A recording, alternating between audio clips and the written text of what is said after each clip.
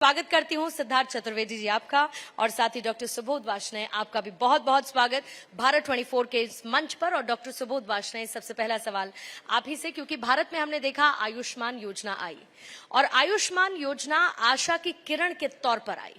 आप इसको लेकर क्या कहना चाहेंगे या क्या सोचते हैं इसको लेकर आप?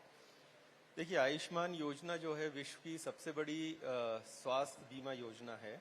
माइक थोड़ा क्लोजर करेंगे। जिसने करीब 40 करोड़ परिवारों को, पॉपुलेशन को उसने अभी कवर किया हुआ है और धीरे धीरे कई और वर्ग इसमें जुड़ते जा रहे हैं।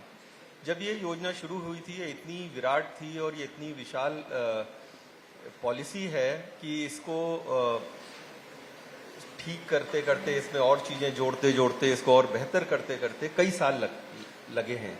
और अब हम लोग काफी कुछ ब्रेनस्टॉर्मिंग सेशंस के बाद किसी नतीजों, ऐसे पॉलिसीज पे पहुंच रहे हैं कि यूनिवर्सल हेल्थ केयर शायद सरकार अनाउंस करेगी इलेक्शंस के बाद। एक तरीके से मिनिमम हेल्थ गारंटी सरकार देगी और आयुष्मान में हम 100% पॉपुलेशन कवर हो जाएगी। तो सरकार ने हर सिटीजन को एक मिनिमम हेल्थ दे देगी।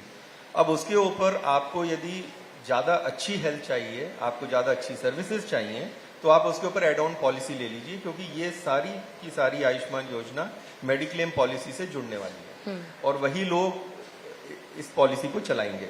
तो ये मैं एक बहुत अच्छी वो देख रहा हूं कि अब सरकार के ऊपर जो एक प्रेशर है, सरकारी अस्पताल, सरकारी डॉक्टर, सरकारी नर्स, उन चीजों से बहुत जल्दी सरकार अब मुक्त होगी और ये प्रेशर उनका खत्म हो जाएगा। और ये जो कहने को रहता है हमेशा कि अरे सरकारी अस्पताल में इलाज नहीं हो रहा, ये सब चीजें धीरे धीरे खत्म हो जाएंगी, क्योंकि अब सब कुछ आयुष्मान के थ्रू हुआ करेगा। बिल्कुल। सिद्धार्थ जी, कैसे हैं आप? जी बिल्कुल ठीक, धन्यवाद। आईसेक ग्रुप के साथ शुरुआत करूंगी कि कैसे इसकी नींव पड़ी, कैसे इसकी शुरुआत हुई, आईसेक ग्रुप किस तरीके से काम करता है, ये भी बताएं। जी, आईसेक ग्रुप आज एक लीडिंग सोशल एंटरप्राइज है। हमारा जो काम है वो सोशल इम्पैक्ट और कमर्शियल ऑपरेशंस के बीच के बैलेंस को तय करता है। आईसेक की शुरुआत तब हुई थी जब इंडिया में साइंस और आईटी एंड डिजिटल पॉपुलराइजेशन हो रहा था और हमारे जो ग्रोथ थे और हमारा जो विजन था उसमें सिर्फ दो बातें थी। एक कि जो पूरी सूचना क्रांति है, जो पूरी आईटी रेवोल्यूशन है, वो रूरल एरियाज में कैसे ले जाया जाए, और दूसरा इस काम को करते करते हमें अपने भारतीय भाषाओं और खासकर हिंदी में काम करना है। तो आईसेक ग्रुप ने सबसे पहले कंप्यूटर और डिजिटल लिटरेसी की शुरुआत हिंदी में करी। आज मध्य प्रदेश में हमें गर्व है कि बहुत सारे छात्र जो आईसेक से डिजिटल लिटरेसी प्राप्त कर चुके हैं, वो प्राइवेट सेक्टर में, सेमी गवर्नमेंट सेक्टर में, गवर्नमेंट सेक्टर में जॉब कर रहे हैं। वहां से बढ़ते हुए हम शिक्षा, उच्च शिक्षा, कौशल विकास और फाइनेंशियल इंक्लूजन के क्षेत्र में आज देश भर में लगभग 20 राज्यों में अपने काम के साथ हम लोग प्रेजेंट हैं और लगभग 400 से ज्यादा डिस्ट्रिक्ट्स में हमारी प्रेजेंस है और 20,000 केंद्र हमारे अलग अलग G2C services, B2C services, skilling और फाइनेंशियल इंक्लूजन की सर्विसेज को लेकर काम कर रहे हैं। कंप्यूटर के क्षेत्र में आपकी तरफ से बड़ी क्रांति लाई गई सिद्धार्थ जी, और वर्तमान में भी कई ऐसे काम हैं जो आपकी तरफ से किए जा रहे हैं। बैंक्स के साथ आपने कियोस्क को अटैच किया है जिससे एम्प्लॉयमेंट जनरेट हो रहा है, तो इसको आप कैसे देखते हैं और ये कितना इम्पोर्टेंट है? देखिए, बहुत सारे लोगों को शायद ये मालूम नहीं होगा कि एक पैरेलल बहुत बड़ा बैंकिंग अर्थव्यवस्था हमारी देश में पिछले 10 साल में बनी है। हम लोग लगभग जो फॉर्मल बैंकिंग चैनल है उसको जानते हैं, पर एक रूरल बैंकिंग चैनल की शुरुआत आरबीआई की फाइनेंशियल इंक्लूजन स्कीम के अंतर्गत की गई और उसके अंतर्गत देश भर में रूरल एरियाज में और सेमी अर्बन एरियाज में बैंक्स के एक्सटेंशन काउंटर्स या बैंकिंग कियोस्क खोले जा रहे हैं, जिसमें एसबीआई और अब तो सारे पीएसयू बैंक्स आगे काम कर रहे हैं। तो आईसेक एज अ चैनल पार्टनर ने लगभग 8,000 ये बैंकिंग कियोस्क स्टैब्लिश किए हैं। तो देश भर में जितने प्रधानमंत्री जनधन योजना अकाउंट खुले हैं वो इस चैनल के माध्यम से खुले हैं। देश भर में जितना डीबीटी ट्रांसफर होता है वो इस चैनल के माध्यम से डिसबर्स होता है। और कोविड के दौरान जो एसेंशियल बैंकिंग सर्विसेज जिन्होंने वो इम्पोर्टेंट अमाउंट जो सरकार ने राहत के तौर पे उस समय अनाउंस किए थे, सिर्फ इस चैनल के माध्यम से वो ग्रामीण और लास्ट माइल कनेक्टिविटी तक पहुंचे। सो आईसेक्ट फाइनेंशियल इंक्लूजन के और फाइनेंशियल लिटरेसी के उसमें काम कर रहा है, और फाइनेंशियल इंक्लूजन में आज लगभग 8 राज्यों में हम एसबीआई और अन्य बैंकिंग पार्टनर्स के माध्यम से लास्ट माइल कनेक्टिविटी और बैंकिंग से आम आदमी को जोड़ने का काम करते हैं। बिल्कुल, और इसके लिए आप बधाई के पात्र हैं, क्योंकि आम लोगों को जोड़ना एक बहुत बड़ा चैलेंज है। अच्छी बात यह है कि इसमें सरकार की ऐसी बहुत सारी योजनाएं हैं जो शायद आपके लिए मददगार इस ध्येय को पूरा करने के लिए रहती होंगी। लेकिन डॉक्टर सुबोध, क्योंकि थोड़ी देर पहले आपने बात की कि ये समस्या ही खत्म हो जाएगी कि सरकारी अस्पताल में इलाज और ये वो बहुत सारी बातें हैं, दिक्कतें रही हैं, चैलेंजेस हमेशा से रहे हैं। लेकिन इसके साथ साथ ये तो है कि प्रदेश की मैं बात करूं या ओवरऑल देश की जितनी पॉपुलेशन है, आप अग्री करेंगे इस बात से कि जितने मरीज उतने डॉक्टर नहीं, जो एक प्रेशर बिल्टअप भी करता है, और आपको लगता है कि इसको पूरा करने का कोई तरीका है तो वो क्या होगा? देखिए, ये तो सच है कि अभी हमारे अगर हम पॉपुलेशन डॉक्टर रेशियो देखें तो उसमें काफी पीछे हैं, लेकिन इसको अचीव करने के लिए मेडिकल कॉलेज की जरूरत होती है। मेडिकल कॉलेज के 2 पार्ट होते हैं, एक होता है कॉलेज जहां पे ज्यादातर नॉन क्लिनिकल टीचिंग होती है, जो क्लासरूम्स होते हैं, और एक होता है टीचिंग हॉस्पिटल। तो जो मेडिकल कॉलेज होता है जहां पे लेक्चर्स होते हैं, वो सिर्फ डॉक्टर के लिए जरूरी होता है, डॉक्टर बनाने के लिए जरूरी होता है। पर जो हमारी पॉपुलेशन है उसके लिए टीचिंग हॉस्पिटल की जरूरत है जहां इलाज भी होता है। तो अभी ये जो हर जिले में एक एक मेडिकल कॉलेज अगर आप खोलेंगे, और अगर आप जो एनएमसी के रूल्स हैं फैकल्टी के, उसको यदि आप पूरा करना चाहेंगे तो देश में आज क्षमता नहीं है कि हमारे पास इतनी फैकल्टी हो पाए। इसका एक बहुत अच्छा तरीका है जो कि पूरे यूरोप, अमेरिका, इंग्लैंड सब जगह चलता है। वहां पे टीचिंग हॉस्पिटल जो होता है वो केंद्रीय होता है, डिविजनल, और जितने भी डिस्ट्रिक्ट हॉस्पिटल होते हैं उनको अपग्रेड करके टीचिंग हॉस्पिटल बना दिया जाता है। तो जैसे कि गांधी मेडिकल कॉलेज है भोपाल में और उसका टीचिंग हॉस्पिटल है हमीदिया, इसी तरीके से रायसेन, सीहोर, विदिशा, होशंगाबाद, इटारसी, ये सब के जिले अस्पताल जो हैं हमीदिया अस्पताल की तरह अपग्रेड करके टीचिंग हॉस्पिटल बना दिए जाते हैं, जिससे कि नंबर ऑफ बेड्स जो हमीदिया अस्पताल के हैं, कहने को उनके एसोसिएटेड हॉस्पिटल के साथ मिलके हजारों में रातों रात हो जाते हैं। और आपने जो अच्छी आपको सर्विस देनी है हेल्थ केयर की डिस्ट्रिक्ट लेवल पे, वो भी आप प्रोवाइड करा पाते हो, क्योंकि जिला अस्पताल मेडिकल कॉलेज के टीचिंग हॉस्पिटल के लेवल पे अपग्रेड हो गया। तो आपकी जो नंबर ऑफ सीट्स हैं वो बहुत बढ़ जाएंगी। अब नेशनल मेडिकल काउंसिल ने ये बोला हुआ है कि इतनी सीटों पे हम इतने स्टूडेंट्स को देते हैं आपको एडमिशन के लिए। तो जब आपकी नंबर ऑफ बेड्स 4-5 गुने हो जाएंगे तो आपकी सीटें भी 4-5 गुनी हो जाएंगी।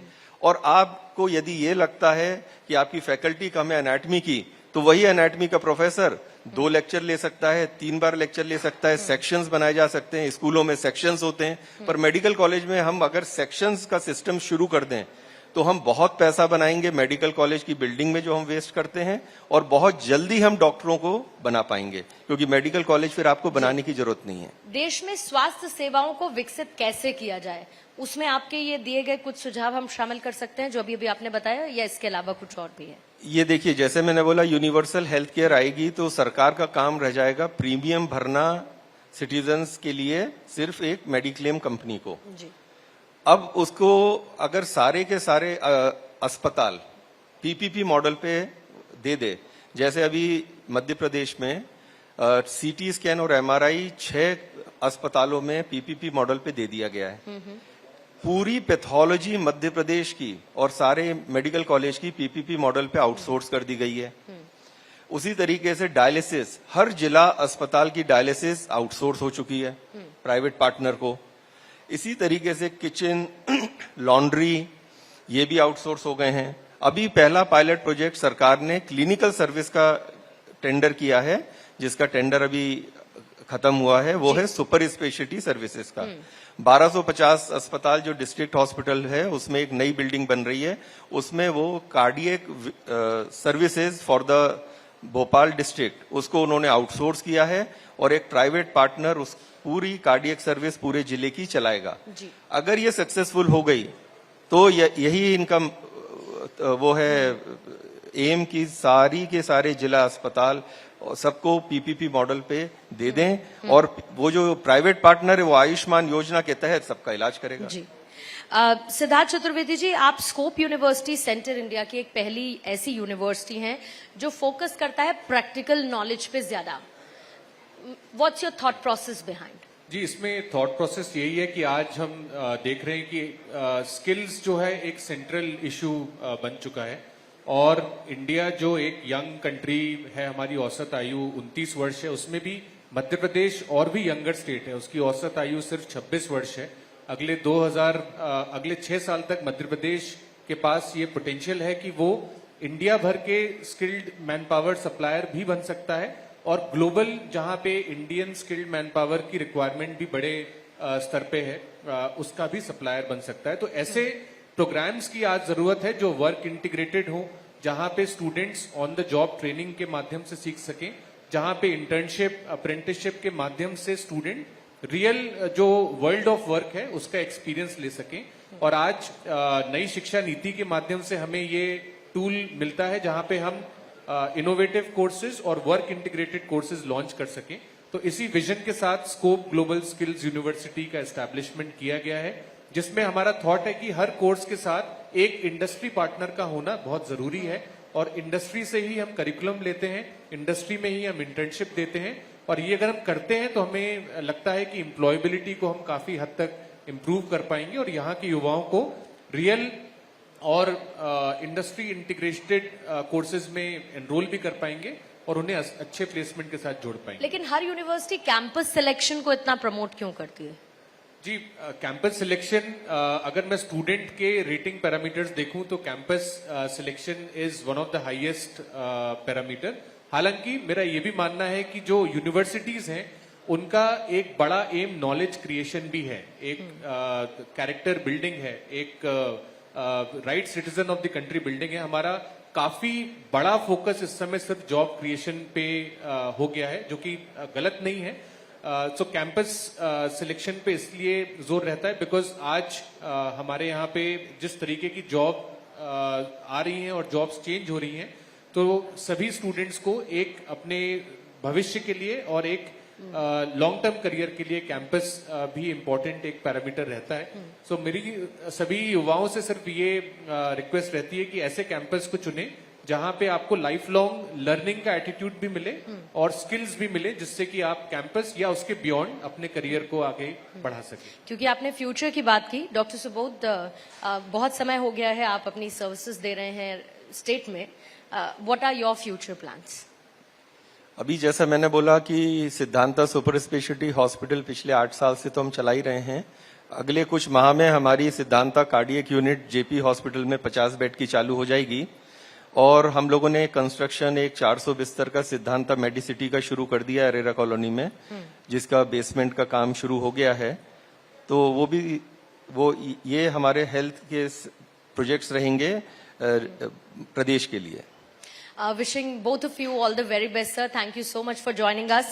Dr. Subodh, सिद्धार्थ चतुर्वेदी जी, धन्यवाद। और एक बार जोरदार तालियों के साथ इस बातचीत को यहीं समाप्त करते हैं।